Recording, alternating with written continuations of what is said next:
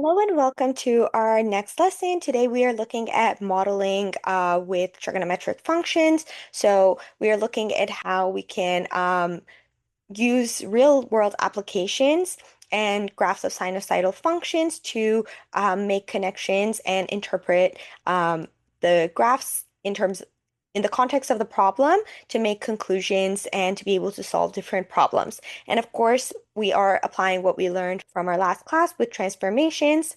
So when we have a real world periodic phenomena, we do have to consider the properties of the sinusoidal graph. So first, we want to know the cycle's midline. Remember, that's known as C, which is our vertical translation up or down, which changes our equation of the axis. We want to know the amplitude, which is determined from A, which is our vertical stretch or compression, and this also affects our maximum and minimum. And we also want to consider the period and any phase shift. So remember, that's our horizontal shift to the right or the left. And we do consider phase shifts with real world problems as well. And finally, we want to write an equation that models the situation. So once we have C, A, and D, we can write our equation, and then we can both graph it using graphing tools or just from what we know about the transformations of the sine function, and we can also use it to solve for different values. So first, some examples in the real world where we might use trigonometric functions are daylight hours. Again, we are thinking of cyclic behaviors or periodic behaviors. We can also look at tides and waves, Ferris wheels, of course, and any type of seasonal data because it is a cycle that keeps repeating. So we have looked at a Ferris wheel problem before in terms of the graph, but now we're going to interpret it as when we are just given the function. So here we have the height of a Ferris wheel is modeled by the function h of theta equals 8 sine of theta minus 45 degrees plus 10, where h of theta is the height in meters and theta is the number of degrees one has rotated from the boarding position. So when you get on the Ferris wheel and as you rotate about to make one full cycle. So first we're asked, what does 10 mean in terms of the Ferris wheel? So this 10 right over here. And 10 is, remember, our equation of the axis here. So it is actually the height of the center of the Ferris wheel above the ground. So where the axle of the Ferris wheel is located. And remember, we then have the radius of the Ferris wheel as our amplitude, which this would tell us our maximum point and our minimum point here based on where this equation of the axis is. So here we would have y is equal, or h is equal to 10. Next, what does 10 mean in terms of transformations? So we know that in the equation of the sine function with its transformations, the variable c is our vertical translation. So we are translating the graph of sine of x vertically upwards by 10 meters. Now we want to sketch the function. So we first have to analyze the key characteristics that we have. So as I just mentioned, from the variable a, which is our amplitude and our scale factor, we know that a, which is equal to 8 from here, is also the radius of our Ferris wheel, but it's also it can help us determine the maximum and minimum. So first, the amplitude is 8 for now. We of course know the period is 360 degrees because one full cycle around the Ferris wheel is going about a circle, which is 360 degrees. The equation of the axis is h is equal to 10. As we just said, it corresponds to the axle or the center of the Ferris wheel and its height above the ground. We do have a horizontal translation or phase shift of 45 degrees to the right. And finally, our maximum and minimum value we can find from the equation of the axis plus the amplitude, which gives us the maximum value of 18 meters. So the maximum height is 18 meters. And 10 minus 8 gives us the minimum height of 2 meters. Next, we want to consider some key points on the cycle of theta between 0 and 360 degrees inclusive. So remember our key points are 0, 90 degrees, 180 degree, 270 degrees, and 365 degrees. And because we have a phase shift of 45 degrees to the right, that's why we have these corresponding values here. Remember from the mapping rule, we have when we have a D, uh, we have to add D to all our X values. So again, remember for 0, 90 degrees, 180 degrees, 270 degrees, and 360 degrees. And because we had x minus 45 degrees or sine of x minus 45 degrees in our function, then we know d is equal to 45 degrees. So really we have to add 45 degrees to all of these. And that's how we end up with 45 degrees, 135 degrees, 225 degrees, 315 degrees, and finally 405 degrees as our 5 key points. And of course, we know that we don't have any reflections here, so my first key point here, which was 0, 0, has just translated 10 units up, so it's now 10. This is my maximum point, so 18. Again, we have the equation of the axis point here, so 10. And finally, my minimum of 2 meters, and again, back to the equation of the axis at 10 meters. So now we have these 5 key points. We can graph them to have a graph of our function. And so how do we know which key points to choose for translated functions? Exactly as I mentioned, we have always these 5 key points from our parent function. So with respect to the translations or the transformations, we do want to make adjustments to these based on the mapping rules that we saw in our previous lesson. So now graphing that function, we have this as follows. So 45, at 45 degrees, we have 10. At 135 degrees, we have 18. And of course, we have a full cycle going from 45 degrees to 405 degrees, and another cycle, and so on. Of course, we have our equation of the axis as h is equal to 10. My maximum and minimum, which are 18 and 2. The amplitude here and here is 8. And this is representative of the height of the Ferris wheel or someone on the Ferris wheel during perhaps almost 3 cycles here. Now we are asked to determine the range of the function. So the range here is going to be the possible values of our height or our dependent variable. So we know that the height of the Ferris wheel ranges between 2 meters and 18 meters off the ground at its lowest and highest point. So then we start with h of theta is in the set of real numbers, as we always do with our range. However, we know that h of theta has to be between 2 and 18 inclusive. So that is our range. Now, what is the amplitude and what does it represent? So this should be reviewed by now. The amplitude is 8 meters, given our variable A, and it is representative of the radius of the Ferris wheel. Or we can say it is the maximum distance the rider travels above or below the axle or the center of the Ferris wheel.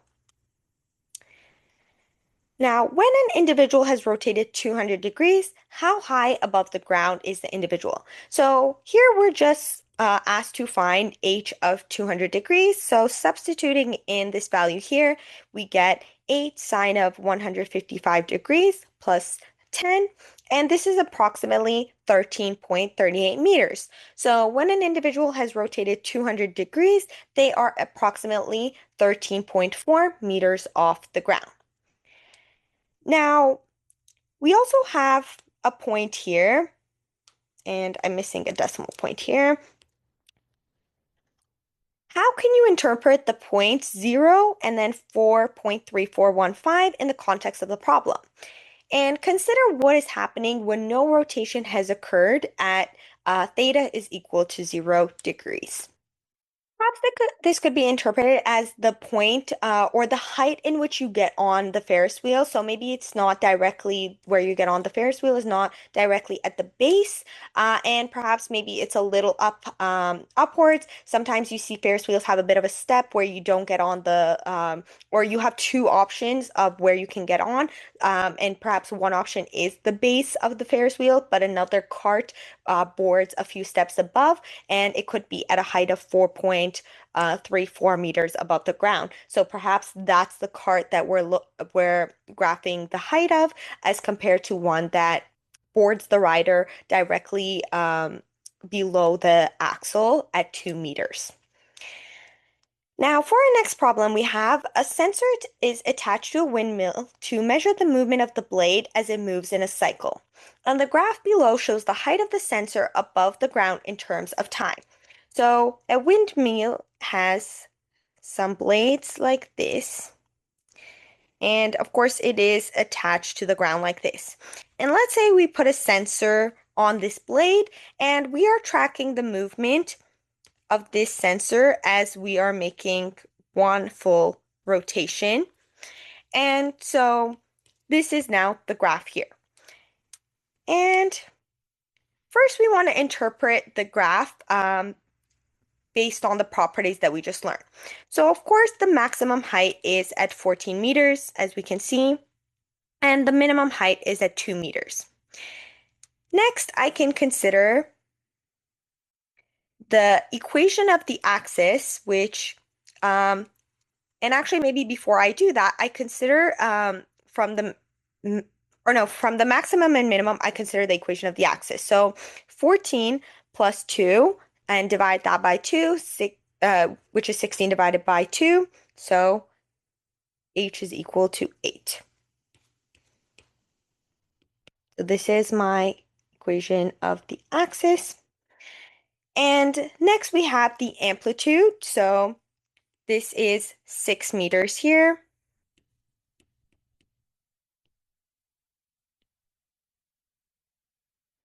Approximately that, or even this one. These are both the amplitude, which is equal to 6, and this is also A is equal to 6. And finally, we consider the period. So from one maximum to another maximum, or in this case, I can look at the minimums. So one period is approximately 18 seconds. So as I showed here, we can consider from 27 seconds minus 9 seconds is 18, or another cycle could be considered from 36 to 18. So if you subtract, you also get 18 there.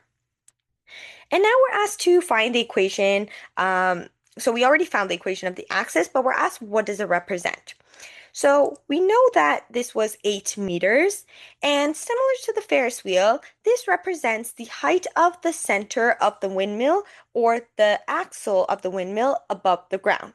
So back to my diagram, this point here, perhaps right in the middle, or sorry, this point here is 8 meters above the ground.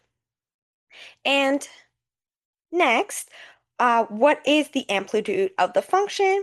So in this case, we found that the amplitude was 6 meters, and what this represents is the length of the windmill blade, or again, this is also considered the radius. So going back to my diagram,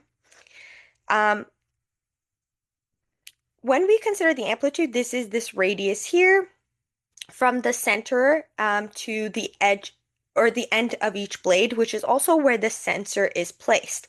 So as we are at the bottom, which is our minimum height off the ground, then we are at a height of 2 meters. And when we are at our highest point, then we are at a height of 14 meters off the ground. Now, what is the period of the function and what does it represent? Again, we did find that that is 18 seconds. And of course, this the period is the time it requires for one complete rotation of the windmill blade on which the sensor is placed. So again, with respect to which blade you are looking at, there will be a phase shift because if you place the sensor on the bottom blade, but then you're actually looking at the top blade, then it will be the negative because they are opposite from one another. Or if there's no sensor and you're just tracking the movements and you're tracking from the right blade, so consider the blades as such, then this blade is already at a 45-degree angle, or sorry, a 90-degree angle, which means that it is not actually at the minimum height. So then there is a phase shift. Now, what transformation would generate the period for this graph? So this is now our last example of transformation, which we didn't see in the previous lesson. And this is now our horizontal stretch or compression. So when you are changing the period of a function, you are stretching or you're compressing it or stretching it to make the period longer. In this case, we went from 360 to 18 for our period. For because we are looking at the sine function, which typically has a 360-degree period, but we can still, even though we're working with time, we can consider it was perhaps 360 seconds, and now we have 18 seconds. So we divide 360 degrees, which is the period of our parent function, by the period of this function, which was 18, and we find the scale factor of 20. So we actually have a horizontal compression by a factor of 20. And now we want to find the equation of the sinusoidal function. So here we already have a C and D from above, from the amplitude, the equation of the axis, as well as our phase shift. And so now we do have to account for the horizontal compression. Now, one thing I'm also going to add is that I didn't necessarily mention above. For the phase shift, consider that the sine function starts at 0, 0, which is also the equation of the axis. But when we are placing the blade on, or the sensor on the blade, we actually have to wait for it to be at its lowest point where we can reach it, and then we place the blade. So then we are actually shifting by 90 degrees to the right, such that at x is equal to 0, or in this case, t is equal to 0, we are at our minimum because, again, we are shifting to the right. So the point that was originally 270 degrees and -1 is now occurring at 0 and -1, but then we have our amplitude as well, so at our minimum height there. So here I have shown you that the horizontal compression here as well. So this was our amplitude A, and now we have that scale factor of 20. Now, when you have a horizontal compression, the 20 only belongs to the variable t, or the independent variable, and the 90 degrees, it's going to be separate from that. So we have 20t minus 90 degrees, and here we have a +8 for the equation of the axis, or the height of the axle off the ground. And of course, we do also add that t measures the time in seconds, which was our independent variable. Now, if the wind speed decreased, how would that affect the graph? So when the wind speed decreases, that means the windmill is actually rotating more slowly. So the period would increase because one full rotation is going to take longer than 18 seconds. And of course, we have a horizontal stretch here because we're stretching our function out, so we have a longer period. And if the axle for the windmill were 1 meter higher, how would that affect the graph? And we are just shifting the graph up by 1 meter. So our equation of the axis is now h is equal to 9 meter. And that would also affect our maximum and minimum, which would become 15 meter and 3 meters. Saw this in the previous example. I did want to go over it briefly to compare vertical and horizontal stretch and compression, but horizontal stretch and compression are not a major component or requirement for this course. But again, I just wanted to introduce it to you in case you were curious, as well as to show you how it can play a role when it comes to applications of sinusoidal functions. So, as we saw, a vertical stretch or compression changes the amplitude of our function, while a horizontal stretch or compression changes the period of the function. So this is just a review from our previous lesson on transformations of the sine function. So when we have vertical stretch or compression, we are multiplying by a factor of a, and we only look at the absolute value of a for the vertical stretch or compression because the negative just means a reflection. So when the absolute value of a is greater than 1, we have a vertical stretch, which means that our maximum and minimum values are being multiplied by a, which means that the amplitude is greater as well as our maximum is greater and our minimum is going to be less than the 1 than 1 and negative 1. Now, when the absolute value of A is between 0 and 1, we have a vertical compression, which means that we are compressing vertically, which then means our amplitude is shrinking, as well as our maximum and minimum will be closer to the equation of the axis. And of course, with the vertical stretch and compression, our period stays the same. It is 360 degrees, but the amplitude becomes the absolute value of A. Now, for horizontal stretch or compression, we now have another variable, k here. And here we're actually, the variable k impacts our input or independent variable, which it could be x or t as time. So when k is greater than 1, we have a horizontal compression. The reason for this is the period is actually determined by 360 degrees divided by k. So consider when k is greater than 1, so even if k is, for example, 2, then 360 degrees divided by 2 produces 180 degrees, which means that we are compressing our function so that one cycle occurs over 180 degrees, so the period is decreased, and so the cycle is repeating more frequently. Now, when k is between 0 and 1, then we have a horizontal stretch. Again, consider, for example, k as 0.5, then 360 degrees divided by 0.5 is going to give us 720 degrees, which then means one cycle occurs over 720 degrees, which happens when we stretch out our function horizontally and we have increased the period, and then the cycle repeats less frequently because it takes longer for one cycle to be completed.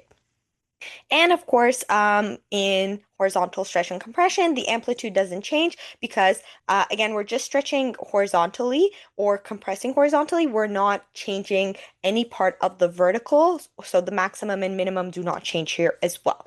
And again, you won't be required to replicate horizontal stretch and compressions for this course or for the assessments. You just need to focus on vertical stretch and compression, but it's good now that you're introduced to it in case you do see it later on in future courses. It'll just be more of a refresher at that point. And also in terms of application problems, we do have many problems where the period changes. It's not always 360 degrees. So it is also good to consider how that would affect the equation of our function. Now I'm going to show you one more example, and we actually kind of saw one of these examples where over here we had the graph and we were asked to determine the equation from the graph, but this was a really complicated problem because it had the horizontal stretch and compression as well as it had the horizontal shift as well. So again, those are not really major requirements for this course. So typically questions like this is what you're required to do. And this actual problem is one of your practice set problems. It's the first one. So you will have to determine the equation for functions h, k, and f, but I will show you for function g how you find the equation if you're just given the graph. So first thing you have to do is just interpret the graph based on its properties. So just start listing out all the properties that we have learned. So here we have the maximum is -1, the minimum is -2. I can just tell from the peaks and the troughs of my graph.